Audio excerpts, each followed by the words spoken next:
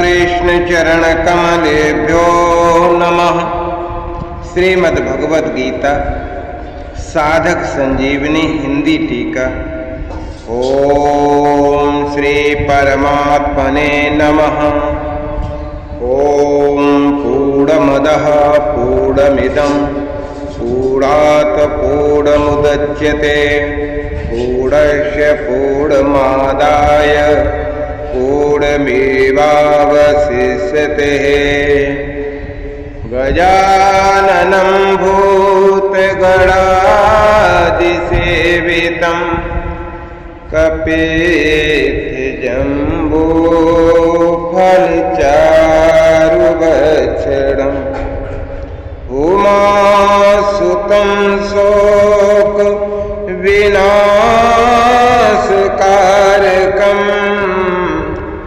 नमामि विघ्नेश्वरपादपङ्कजम्। वसुदेवसुतं देवं कंसचाणूरमर्दनं देवकी परमानन्दं कृष्णं वन्दे जगद्गुरुं। नारायणं नमस्कृत्य नरं चैव नरोत्तमं देवीं सरस्वतीं व्यासं ततो जयमुदीरयेत्। न विद्यायेषां शिरेण शरणं पिशन् च गुणः परित्यक्ता लोकैरपि वृजनयुक्ता श्रुतिजडः। शरण्यं यं ते अपि प्रसृतगुणमाश्रयते सुजना विमुक्तास्तं वन्दे यदुपतिमहं कृष्णममलम्। जिनके पास न विद्या है, न धन है, न कोई सहारा है, जिनमें न कोई गुण है, न वेद शास्त्रों का ज्ञान है, जिनको संसार के लोगों ने पापी समझकर त्याग दिया है, ऐसे मनुष्य भी जिन शरणागत पालक प्रभु की शरण लेकर संत बन गए, वो मुक्त हो गए।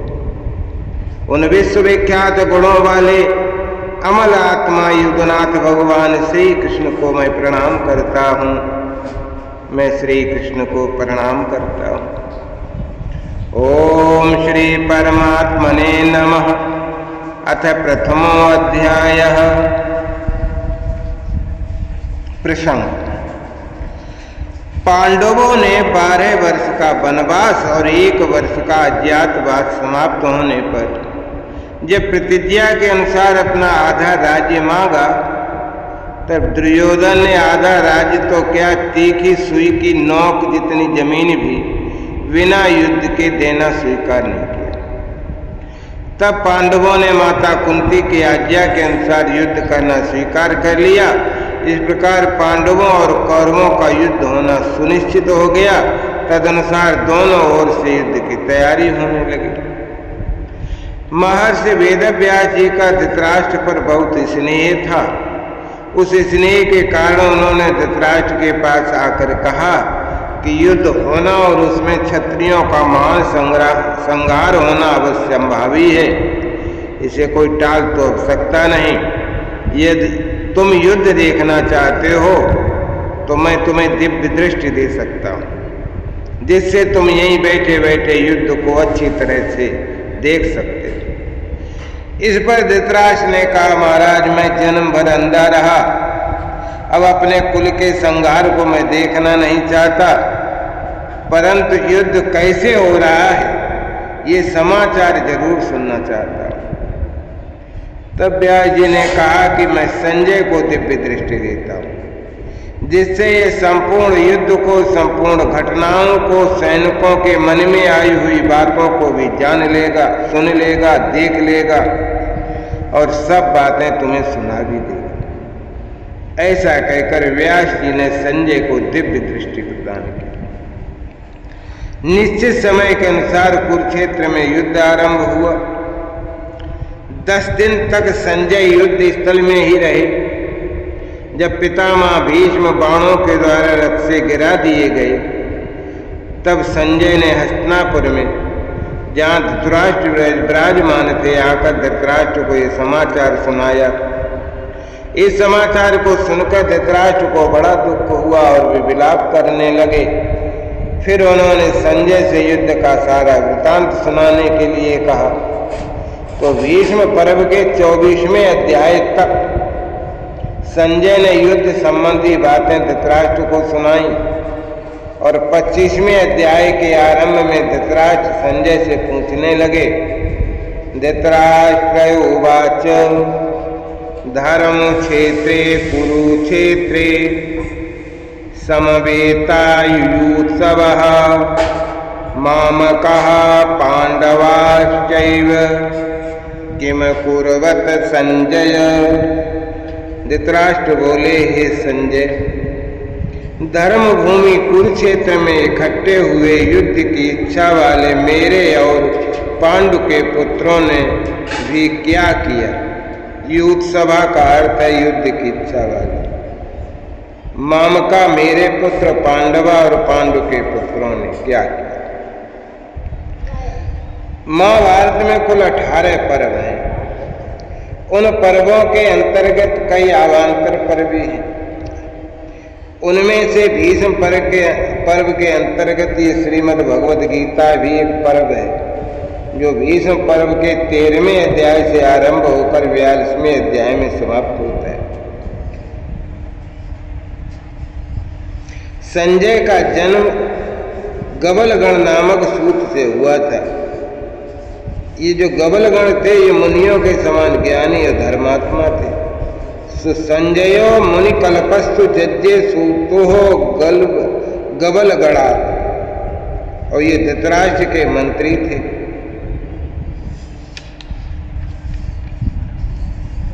धर्म क्षेत्रे कुरुक्षेत्रे। अब इस उपवाक्य को हम लोग समझेंगे। कुरुक्षेत्र में देवताओं ने यज्ञ किया था। राजा कुर ने भी यहाँ तपस्या की थी। यज्ञादि धर्ममय कार्य होने से तथा राजा कुर की तपस्या भूमि होने से इसको धर्म भूमि कुरुक्षेत्र कहा गया। यह धर्म क्षेत्रे और कुरुक्षेत्रे पद में क्षेत्र शब्द देने में धृतराष्ट्र का अभिप्राय है कि यह अपनी कुरुवंशियों की भूमि है। ये केवल लड़ाई की ही भूमि नहीं है, प्रत्युत तीर्थ भूमि भी है, जिसमें प्राणी जीते जी पवित्र कर्म करके अपना कल्याण कर सकते हैं। इस तरह लौकिक और पारलौकिक सब तरह का लाभ हो जाए, ऐसा विचार करके एवं श्रेष्ठ पुरुषों की सम्मति लेकर ही युद्ध के लिए भूमि चुनी गई। संसार में प्रायः 3 बातों को लेकर लड़ाई होती है: भूमि, धन और स्त्री। इन तीनों में भी राजाओं का आपस में लड़ना मुख्यतः जमीन को लेकर ही होता है। तो यहाँ कुरुक्षेत्र पद देने का तात्पर्य भी जमीन को लेकर लड़ने में। कुरुवंश में धृतराष्ट्र और पांडु के पुत्र सब एक हो जाते हैं। कुरुवंशी होने से दोनों का कुरुक्षेत्र में अर्थात राजा कुरु की जमीन पर समान हक लगता है।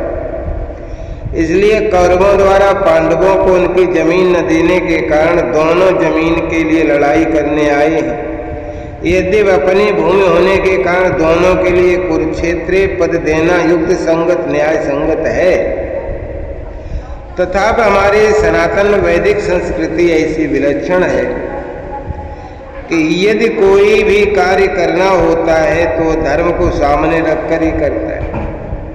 युद्ध जैसा कार्य भी धर्म भूमि तीर्थ भूमि में करते हैं, जिससे युद्ध में मरने वालों का उद्धार हो जाए, कल्याण हो जाए।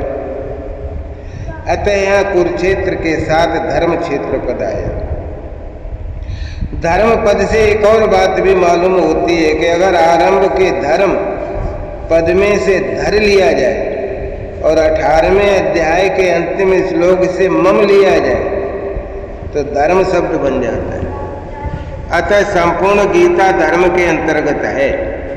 धर्म का पालन करने से गीता के सिद्धांतों का पालन हो जाता है और गीता के सिद्धांतों के अनुसार कर्तव्य कर्म करने से धर्म का अनुष्ठान हो जाता है।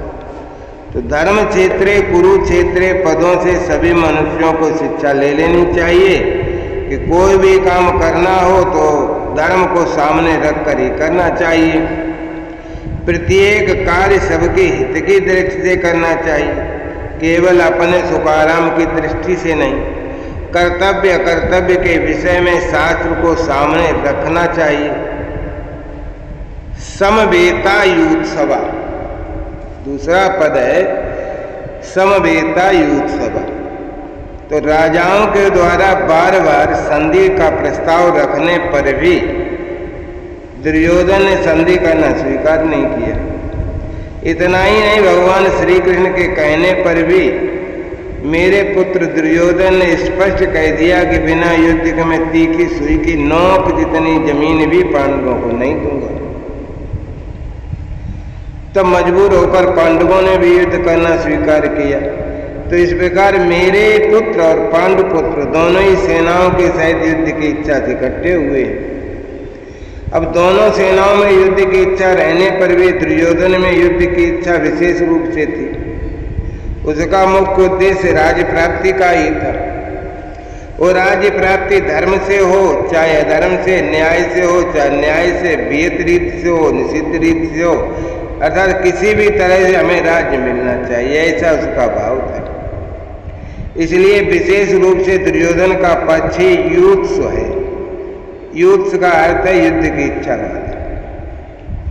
पांडवों में धर्म की मुख्यता थी। उनका ऐसा भाव था कि हम चाहे जैसा जीवन निर्वाह कर लेंगे पर अपने धर्म में बाधा नहीं आने देंगे, धर्म के विरुद्ध नहीं चलेंगे। तो इस बात को लेकर महाराज युधिष्ठिर युद्ध नहीं करना चाहते थे, परंतु जिस माँ की आज्ञा से युधिष्ठिर ने चारों भाइयों सहित द्रौपदी से विवाह किया था, उस माँ की आज्ञा होने के कारण ही महाराज युधिष्ठिर की युद्ध में प्रवृत्ति हुई थी। केवल माँ आज्ञा का पालन रूप धर्म से ही युधिष्ठिर युद्ध की इच्छा वाले हुए। तात्पर्य यह है कि दुर्योधन आदि तो राज्य को लेकर युत्स थे, पर पांडव धर्म को लेकर ही युत्स थे। तीसरा पद है मामका पांडवाश्चैव। पांडव धृतराष्ट्र को अपने पिता के बड़े भाई होने से पिता के समान समझते थे और उनकी आज्ञा का पालन भी करते थे। धृतराष्ट्र के द्वारा अनुचित आज्ञा देने पर भी पांडव उचित अनुचित का विचार न करके उनकी आज्ञा का पालन करते थे। अतः यहाँ मामका पद के अंतर्गत कौरव और पांडव दोनों आ जाते हैं। फिर भी पांडवा पद अलग देने का तात्पर्य है कि धृतराष्ट्र का अपने पुत्रों में तथा पांडु पुत्रों में समान भाव नहीं था। उनमें पक्षपात था, अपने पुत्रों के प्रति मोह था। वे दुर्योधन आदि को तो अपना मानते थे पर पांडवों को अपना नहीं मानते थे। इस कारण उन्होंने अपने पुत्रों के लिए मामका कहा और पांडु के पुत्रों के लिए पांडवा शब्द का प्रयोग, क्योंकि जो भाव भीतर होते हैं वे ही प्राय वाणी से बाहर निकलते हैं। इस दुधी भाव के कारण ही धृतराष्ट्र को अपने कुल के संहार का दुख भोगना पड़ा। अब इससे मनुष्य मात्र को भी शिक्षा ले लेनी चाहिए कि वह अपने घरों में, मोहल्लों में, गांवों में, प्रांतों में, देशों में, संप्रदायों में दुधी भाव अर्थात ये अपने ये दूसरे ऐसा भाव न रखे। कारण कि दुधी भाव से आपस में प्रेम इसलिए नहीं होता, प्रत्युत कलह होती है। यहाँ पांडवा पद के साथ एव पद देने का तात्पर्य है कि पांडव तो बड़े धर्मात्मा हैं, अतः इन्हें युद्ध नहीं करना चाहिए था, परंतु वे भी युद्ध के रणभूमि में आ गए। तो वहां आकर उन्होंने फिर क्या किया? मामका और पांडवा, इनमें से पहले मामका पद का उत्तर संजय आगे के दूसरे श्लोक से 13वें श्लोक तक देंगे, कि आपके पुत्र दुर्योधन ने पांडवों की सेना को देखकर द्रोणाचार्य के मन में पांडवों के प्रति द्वेष पैदा करने के लिए उनके पास जाकर पांडवों के मुख्य मुख्य सेनापतियों के नाम लिए और उसके बाद दुर्योधन ने अपनी सेना के मुख्य मुख्य योद्धाओं के नाम गिनाए, रण कौशल आदि की प्रशंसा की। दुर्योधन को प्रसन्न करने के लिए भीष्म जी ने जोर से शंख बजाए। उसको सुनकर कौरव सेना में शंख आदि बाजे बज उठे। फिर 14वें श्लोक से 19वें श्लोक तक पांडवा पद का उत्तर देंगे कि रथ में बैठे हुए पांडव पक्षी भगवान श्री कृष्ण ने शंख बजाए। उसके बाद अर्जुन, भीम, युधिष्ठिर, नकुल, सहदेव आदि ने अपने अपने शंख बजाए, जिससे दुर्योधन की सेना का हृदय दहल गया। उसके बाद भी संजय पांडवों की बात कहते कहते 20वें श्लोक से श्री कृष्ण अर्जुन के संवाद का प्रसंग प्रारंभ कर देंगे। किम कुर्वत संजय। तो किम शब्द के 3 अर्थ होते हैं। किम का अर्थ है विकल्प, निंदा और प्रश्न। निंदा का अर्थ आक्षेप भी ले सकते हैं। युद्ध हुआ कि नहीं, इस तरह का विकल्प तो यहाँ लिया नहीं जा सकता, क्योंकि 10 दिन तक युद्ध हो चुका है। और भीष्म जी को रथ से गिरा देने के बाद संजय हस्तिनापुर आकर धृतराष्ट्र को वहां की घटना सुना। तो मेरे और पांडु के पुत्रों ने ये क्या किया जो कि युद्ध कर बैठे, उनको युद्ध नहीं करना चाहिए था। ऐसी निंदा या आक्षेप भी यहाँ नहीं दिया जा सकता, क्योंकि युद्ध तो चल ही रहा था और धृतराष्ट्र के भीतर भी आक्षेप पूर्वक पूछने का भाव नहीं। तो यहाँ किम शब्द का अर्थ प्रश्न लेना ही ठीक है। क्या? तो धृतराष्ट्र संजय से भिन्न भिन्न प्रकार की छोटी बड़ी सब घटनाओं को अनुक्रम से विस्तार पूर्वक ठीक ठीक जानने के लिए प्रश्न कर रहे हैं। मेरे पुत्र मामका और पांडु के पुत्र पांडव, इस मतभेद से ही राग द्वेष पैदा हुए, जिससे लड़ाई हुई, हलचल हुई। धृतराष्ट्र के भीतर पैदा हुआ राग द्वेष का फल यह हुआ कि 100 के 100 कौरव मारे गए और पांडव एक भी नहीं मारा गया। जैसे दही बिलोते हैं तो उसमें हलचल पैदा होती है, जिससे मक्खन निकलता है। ऐसे ही मामका और पांडवा के भेद से पैदा हुई हलचल से अर्जुन के मन में कल्याण की अभिलाषा जागृत हुई, जिससे भगवद गीता रूपी मक्खन निकला। तात्पर्य ये हुआ कि धृतराष्ट्र के मन में होने वाली हलचल से लड़ाई पैदा हुई और अर्जुन के मन में हलचल होने से गीता प्रकट हुई।